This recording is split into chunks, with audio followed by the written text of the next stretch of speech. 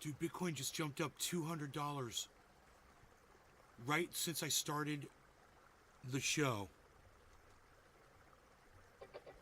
It just jumped up $200. I don't think anyone's here yet, but I'm here. I'm here, and today is the day of my father's funeral, and I'm celebrating Bitcoin going up. This is crazy, right?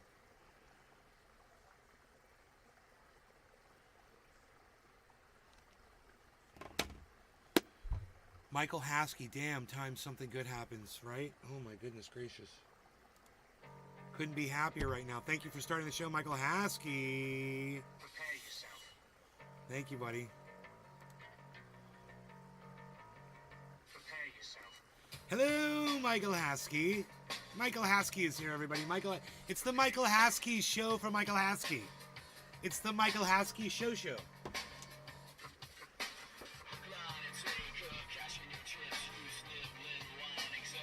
Michael Haskey. Michael has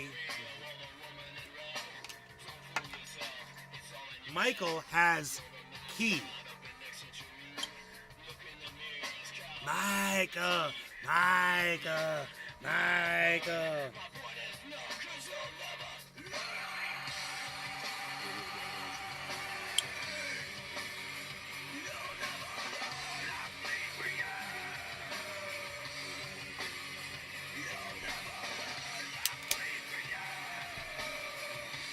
Thank you, Michael Haskey.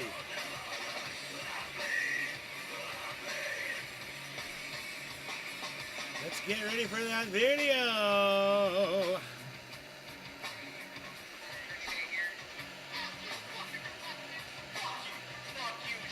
Backwards. I just realized it's backwards.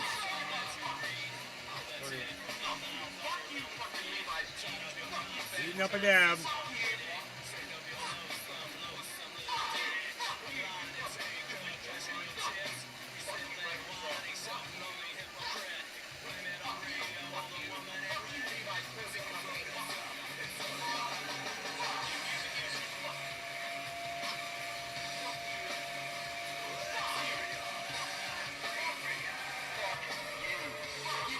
Fuck you.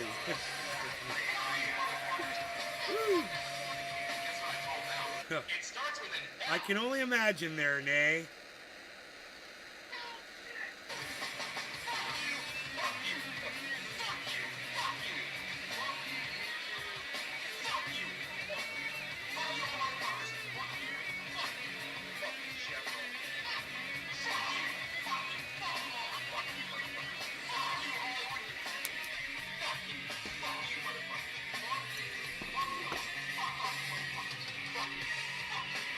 Hello, Trendies! Trendy reporting in live from Orlando, Florida. Home of Trendy has jobs and all things trendy. You'll find me and you, the hashtag Trendies, on all forms, social media, especially on Rumble, the only place that gives us free speech. Watch from Rumble, folks. Fuck you, I love it. Fuck you, I love it. So funny. I got everybody saying fuck you, man. I got the whole world saying fuck you. Hell yeah.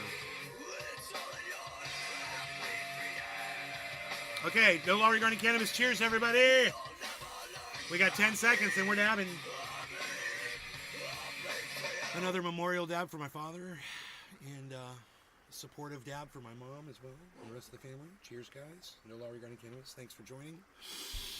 Thanks for being supportive on the day of my father's funeral, guys. I know a lot of you know what's going on.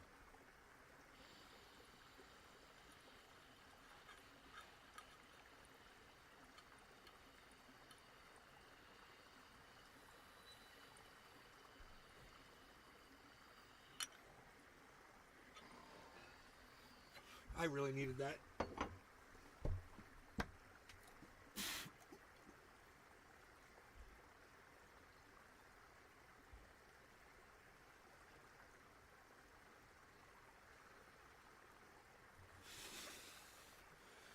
A dab for dad.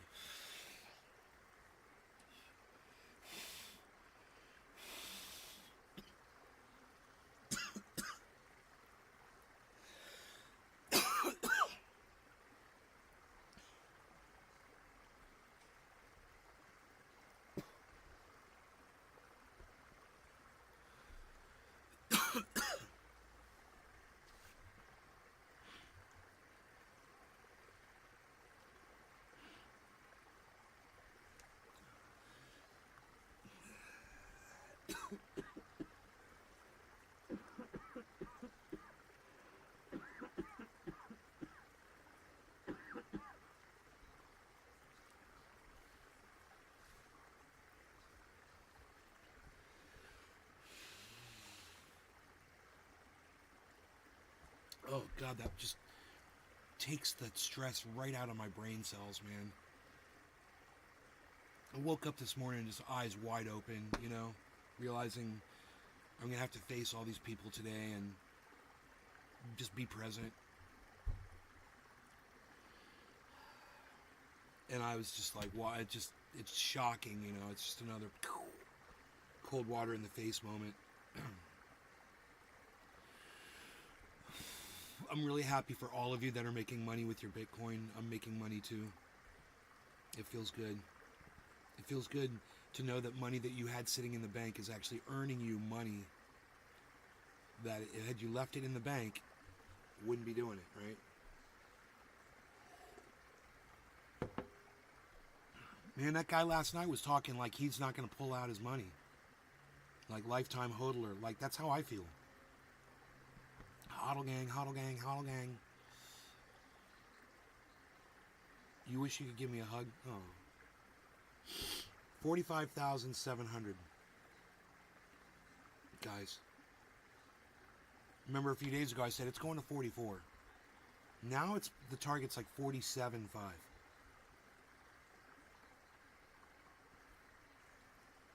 And it might punch up and then drop. It might. I mean, this is what Crypto Kid keeps saying over and over and over again. It's going to go up, then it's going to drop all the way down 31,000. You know, or he's like 41, or he's got all these low numbers. He always pulls them out of his ass, and then they never happen. And he's at what point is he going to ask himself, why does he keep getting it wrong?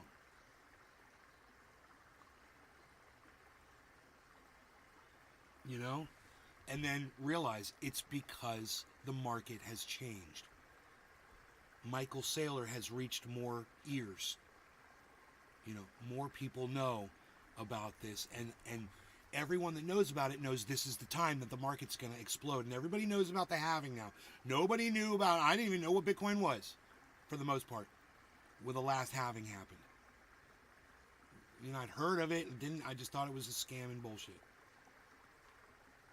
And I love when I say that because I sound like some crazy snake oil salesman. Oh, I thought it was a scam, but then I tried it. No, you guys tried it. No. And I don't care how crazy it sounds. Because, you know, one need look no further than Da Vinci that's living in Dubai and doing whatever he wants to do.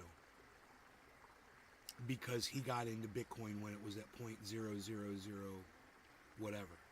And bought, you know, he probably bought like, I don't know how many Bitcoins Da Vinci bought. We should find that out. Let's Google it. How many Bitcoins did Da Vinci buy?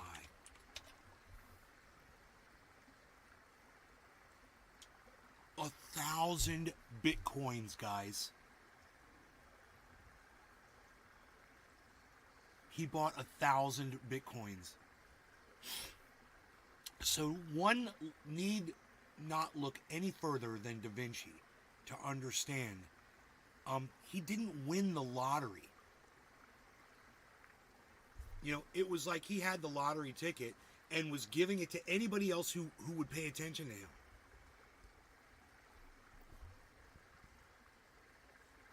I kind of feel like that right now with lottery tickets, just giving them out to people. I'm like, I'm giving them out to you, bro. Here's your lottery tickets. Instead of keeping your money in the bank, keep it in Bitcoin. At least during the halving, you know. At what point do we think it's not going to go down, you know?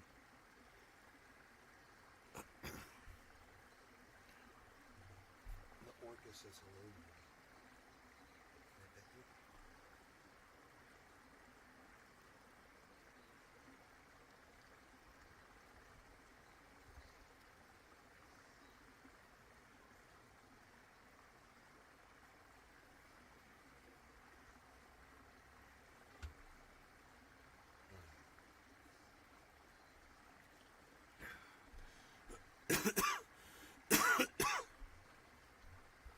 Yeah, I wonder what his net worth is.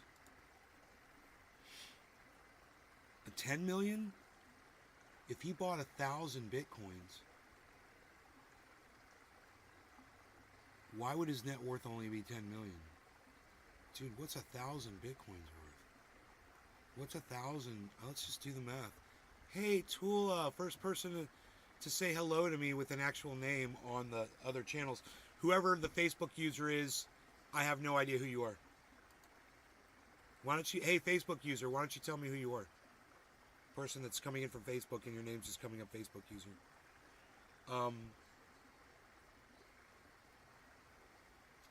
What is 10 million? No.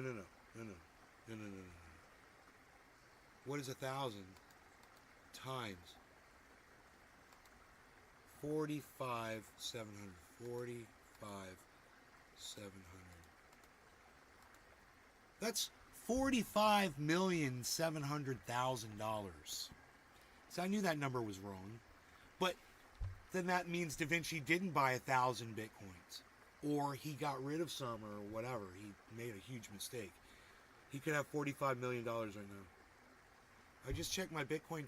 Good morning, Tula. I just checked my Bitcoin transactions since you got me on Bitcoin. I've done over $2,000 worth of day trading.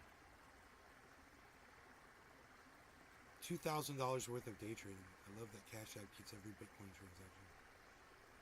Ah, damn, Tula.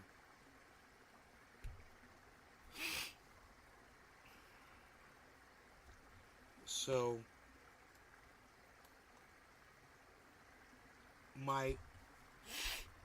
one of my offline wallets has $250,000 in crypto right now.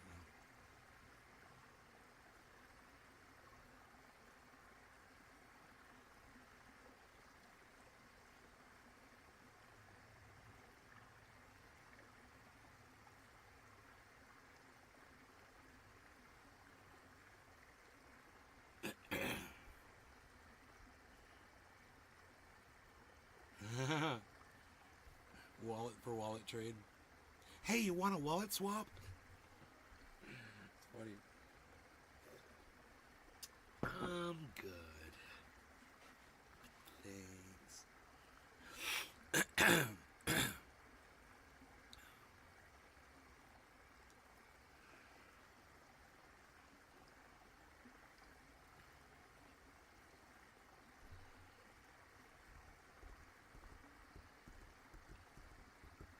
See, I need to buy more Bitcoin so I can give out more Bitcoin.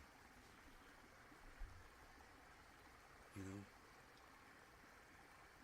If you want to be hardcore, you have to live hardcore. So you live hardcore so you can be hardcore.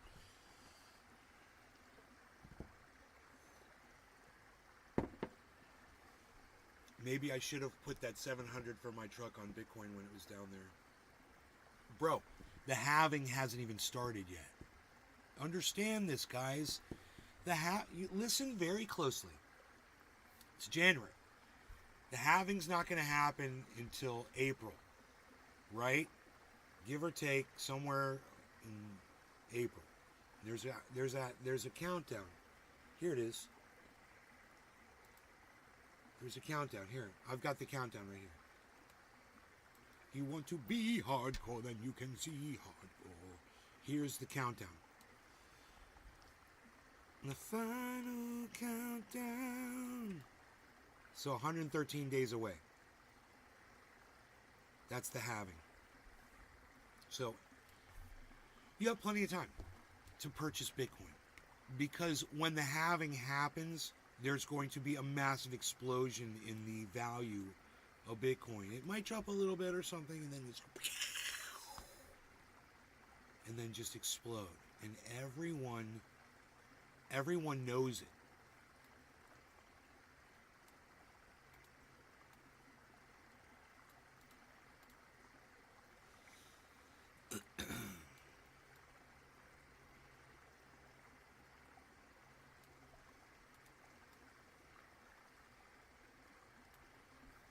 So, in 113 days, and everybody listen closely, okay, here we go. I haven't said it yet, top of the hour. In 113 days, the halving will happen, right? And from that point, 500 days predicted of bull run, where it just goes up, up, up, up, up. At some point during that massive bull run, if you wanted to, that would be the best time for you to pull out if you felt that the market was going to crash back down. Right? So within that 500-day period, 500 whatever, like 20 days or whatever it is. What's the actual definition of halving? They cut the amount of the value, the cost of a transaction of Bitcoin that miners perform in half. So a miner gets paid 50% on every transaction that they do compared to what they did before the halving. So the miners immediately get screwed.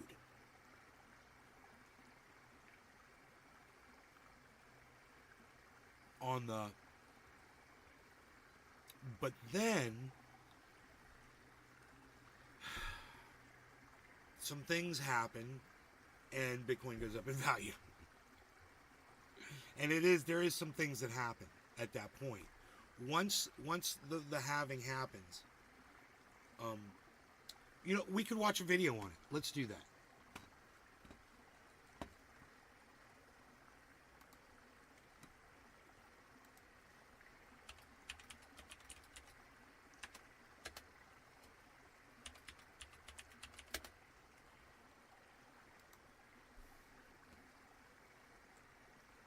It's a 4-minute video.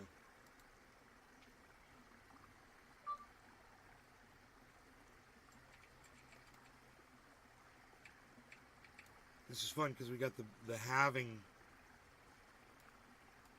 Money is just like everything else. Its value depends on its supply, how much there is, and its demand, how much people want it. Governments can create money at any time.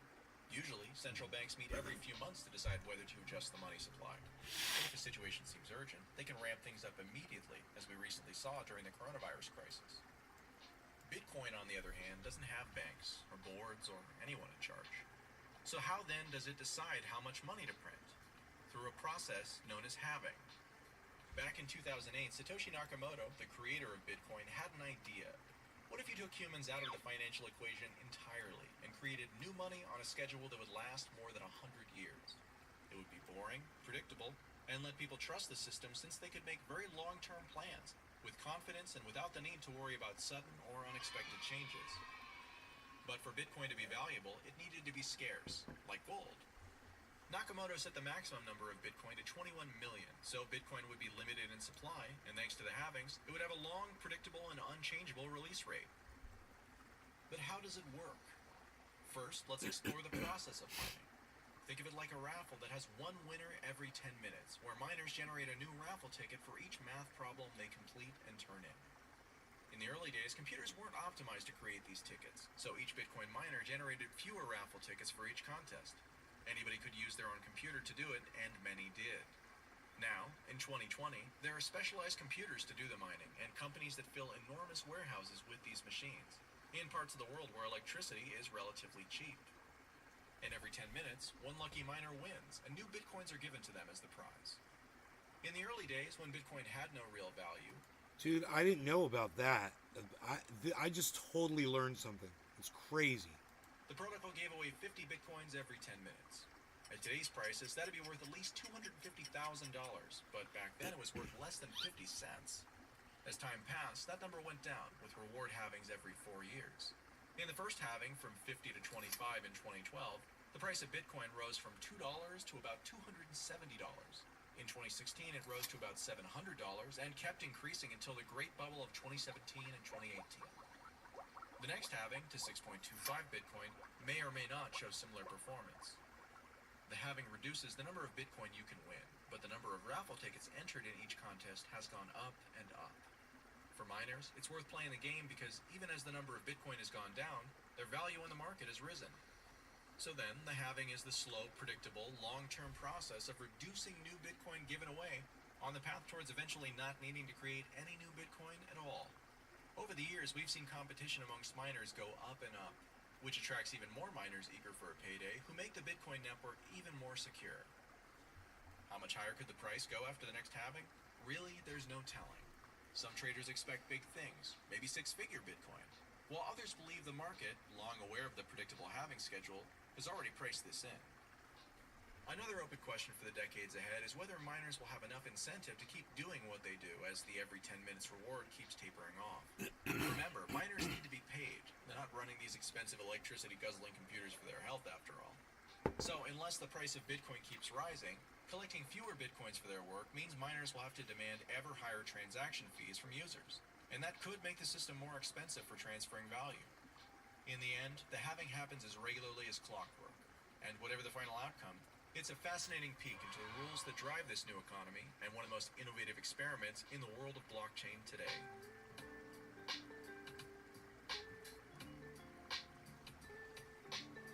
It looks like Michael Haskey's having some internet issues.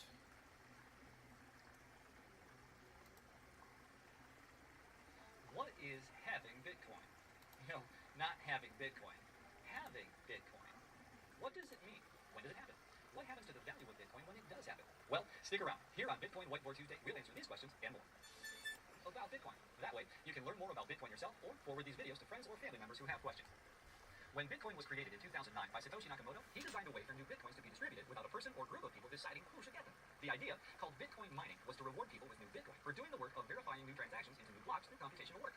Okay, I lost some of you there. For a better understanding of mining, check out our episode titled, What is Bitcoin Mining? Suffice to say that new Bitcoin is created as a reward for miners verifying blocks in the blockchain. When Bitcoin started, the reward was set to 50 coins per block. But Nakamoto put into the protocol a rule where every 210,000 blocks, or roughly every 4 years, the reward would be cut in half, and so is named a halving event. The first occurred in late 2012, where block number 210,000 rewarded 50 coins to the winning miner, but then block number 210,001 only rewarded its winning miner 25 coins. The second halving event occurred in mid-2016, having the block reward again, so the reward for block number 420,001 came in the amount of 12.5 coins. And so it will go until sometime near the year 2140, when all 21 million Bitcoins will have been mined. So, why the change? Why not keep the reward the same? Isn't that unfair to the miners? The answer to that question lies in the law of supply and demand. If the coins are created too quickly, and there's no end to the number of Bitcoins that can be created, eventually there will be so many Bitcoins in circulation that they would have very little value. Vitalik Buterin, who is at the time of this episode the lead developer of the Ethereum project, wrote an op-ed piece for Bitcoin magazine and explains the need for slowing the distribution of Bitcoins through halving this way. The main reason why this is done is to keep inflation under control. One of the major faults of traditional fiat currencies controlled by central banks is that the banks can print as much of the currency as they want. And if they print too much, the laws of supply and demand ensure that the value of the currency starts dropping quickly. Holy shit, that makes Bitcoin is intended sense. to simulate a commodity, like gold. There is only a limited amount of gold in the world, and with every gram of gold that is mined, the gold that still remains becomes harder and harder to extract. God, it's so As a result important. of this limited supply, gold has maintained its value as an international medium of exchange and store of value for I over gotta 6,000 tell you, years. I gotta And tell the you. hope is that Bitcoin will do the same. Okay, I'm sure you're asking, what will happen to the value of my Bitcoin? I've heard it explained so many times, but man, this is one of the best explanations I've ever actually heard where I really grasped what it means, you know? Well, the short answer is, nobody knows. In 2016, a week after the halving event, not much happened to the exchange rate of Bitcoin against the US dollar. Where Bitcoin was trading at around $650 at the time of the event, a week later the rate was about $675, so not much of a change. Many believe that the anticipated rise in price actually occurred between 3 months and a year ahead of the event itself, where Bitcoin was trading around $300 at a year prior and $430 3 months before the halving occurred. But that was a different time. Adding to the mix the media attention and subsequent public awareness spike in 2017, the exponential growth of ICOs and new coins in the marketplace, government regulations and restrictions, not to mention futures and derivative offerings opening up doors for institutional investment, and it becomes quite the task. Whoa. Everything just It's quite disappeared the on my task to predict screen. what effect the next halving event will have on global exchange rates. The important thing to remember is this. Bitcoin was designed to be valuable. First, in that there will only ever be a specific number of them in existence, 21 million. What he said right there, there's a limited supply of Bitcoin, just like the amount of gold on the planet. It's not like the dollar, that they can keep printing dollar bills. They can't keep printing Bitcoins. There's a set number. That's what gives it the value that it has, and that and the halving are what guarantees that the value will keep increasing. That's it. And that inflation in Bitcoin's economy is kept in check by slowing its distribution through the process of halving. I hope this gives you a better idea of what Bitcoin It halving really is and an does. important feature of what That is a really good video. That was from 99 Bitcoins is the name of the channel. And that was... I'm actually going to subscribe to it. That was really... It was... What, dude? I got some fucking thing on there and it said I was the 5,000 subscriber or something? No. That was weird. That's what it looked like. It must have been something else. So,